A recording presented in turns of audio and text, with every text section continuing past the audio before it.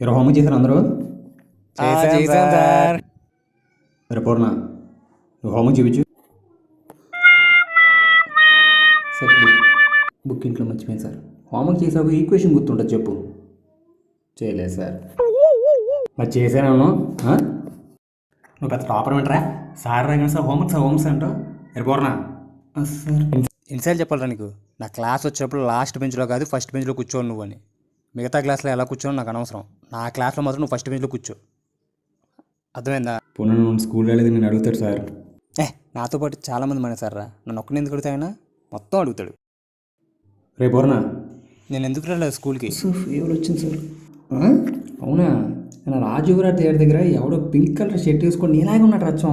నేల దగ్గర ఎలాడుతూ ఉన్నాడు. నువ్వు కాదు కదా? స్కూల్ కిందకి రాలేదురా?